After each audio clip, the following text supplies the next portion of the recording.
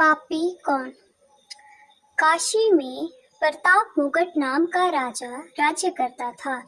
उसके व्रज मुकुट नाम का एक बेटा था। एक दिन राजकुमार दीवान के लड़के को साथ लेकर शिकार खेलने जंगल गया।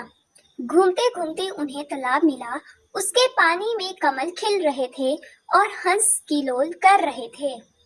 किनारों पर घने पेड़ थे जिन पर पक्षी चहचहा रहे थे।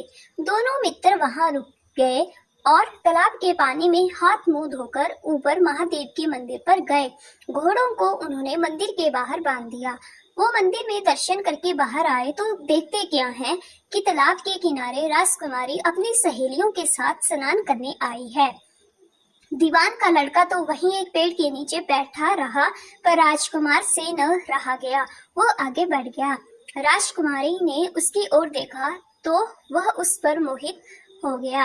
राजकुमारी भी उसकी तरफ देखती रही। फिर उसने किया क्या कि जोड़े में से कमल का फूल निकाला, कान से लगाया, दांत से कुतरा, पैर के नीचे दबाया और फिर छाती से लगा अपनी सखियों के साथ चली गई।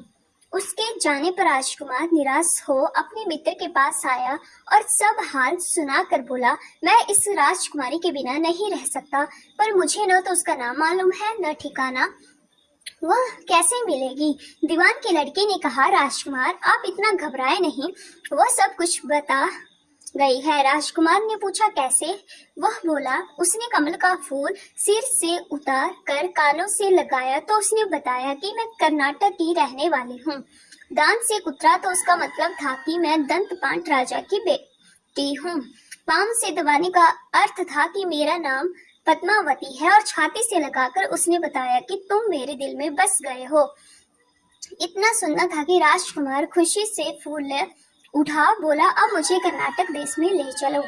दोनों मित्र वहां से चल दिए। घूमते फिरते सैर करते दोनों कई दिन बाद वहां पहुंचे। राजा के महल के पास गए तो एक बुढ़िया अपने द्वार पर बैठी चरखा काटती मिली। उसके पास जाकर दोनों घोड़ों से उतर पड़े और बोले, माई हम सौदागर हैं, हमारा सामान पीछे आ रहा है, हमें रहने की थोड़ी जगह दे दो। उनकी शक्ल सूरत देखकर और बात सुनकर बुढ़िया के मन में ममता उमड़ आई। बोली, बेटा तुम्हारा घर है, जब तक जी में आए रहो।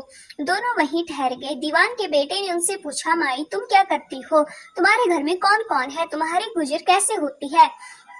बुढ़िया ने जवाब दिया, बेटा मेरा एक बेटा है जो राजा की चाकरी में है। मैं राजा की बेटी पद्मावती की धाई थी। बूढ़ी हो जाने से अब घर में रहती हूँ। राजा खाने पीने को दे देता है। दिन में एक बार राजकुमारी को देखने महल में जाती हूँ। राजकुमारी ने बुढ़िया को कुछ धन दिया और कहा, माई कल तुम वहां जाओ तो राजकुमारी से कह देना कि सेठ सुंदी पंचमी को तुम्हें तालाब पर जो राजकुमार मिला था वह आ गया है। अगले दिन जब बुढ़िया राजमहल गई तो उसने राजकुमार का संदेशा उसे दे दिया। सुनते ही राजकुमारी ने गुस्सा होकर हाथों में चंदन लगाकर उसके गाल पर तमाचा मारा और कहा, मेरे घर से निकल जा। बुढ़िया ने घर आकर सब हाल राजकुमार को कह सुनाया। राजकुमार हक्का बहका रह गया। तब उसके मित्र ने कहा, राजकुमार आप घबराए नहीं, उसकी बातों को समझे। उसने देसों उंगलियां सफेद चंदन में मारी। इससे उसका मतलब यह है कि अभी 10 रोज चांदनी के हैं, उनके बीतने पर मैं अंधेरी रात में मिलूंगी। 10 दिन के बाद बुढ़िया ने फिर राजकुमारी को खबर दी तो इस बार उसने केसर के रंग में 3 उंगलियां डुबोकर उसके मुंह पर मारी और कहा, भाग यहाँ से। बुढ़िया ने आकर सारी बात सुना दी। राजकुमार शोक से व्याकुल हो गया।